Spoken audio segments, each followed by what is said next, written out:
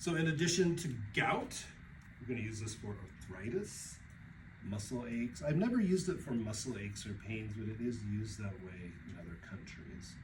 We're going to use this for burns, chemical burns, or sunburns. It's not strong enough to use on radiation burns from like radiation therapy, but it is helpful for sunburn and chemical burns. Obviously, again, we're not putting a poultice onto an open, bleeding, or infected wound, right? We're also going to use potato poultice for bruises, right? We're going to use it poultice on the lower back for lower back pain, okay? Maybe that seems a little different. Logically, this is one of the great things for sores, wounds, pus-bearing sores. Anytime we have exudate or pus or a boil or some type of a cyst on the skin that is swollen. We don't use this for tumors at all, but here we're talking about like a boil or something of that nature. Ingrown hair, things like that. Also going to use it for drawing out things. And here we mean you get a bee sting to help pull the stinger a little bit up to the surface where it can be drawn out, but also to draw some of the inflammatory compounds out of the skin and into the potato.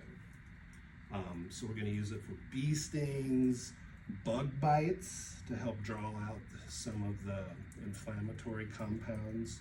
And again, there's antihistamine compounds in potatoes topically.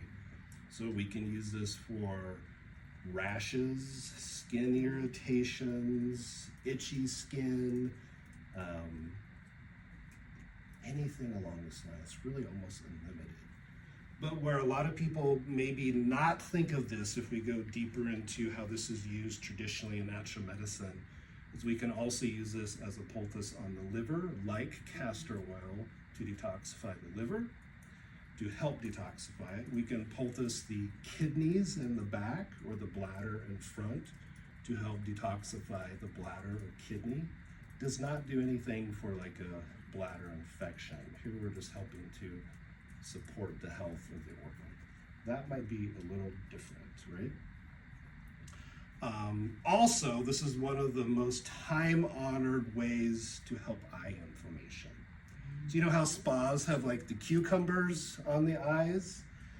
Potato poultice is very good too. So again, to demonstrate how to do this, I mean, there's hundreds of other uses for this.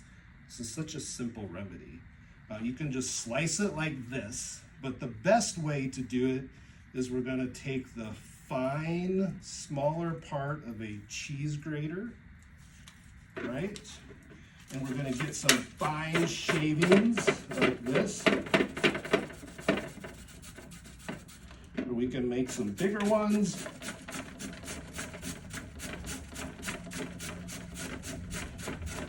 Okay, notice how juicy that is. We're going to have our demonstrating patient come up here and sit. We get this nice, notice how juicy and succulent that is. When you shred it, this is my favorite way to do it. A lot of textbooks will say to wrap it in cloth or gauze, which you can. There's really no need to. Just let the potato poultice. Let me put my foot up here. Yes, we're going to have Paul put his foot up here. He's got a little sword.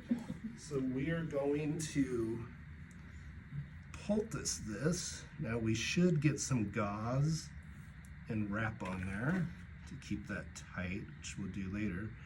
We're going to do that. Do we need any salt or garlic? We need, Paul says we need no salt or garlic or butter or ghee, right?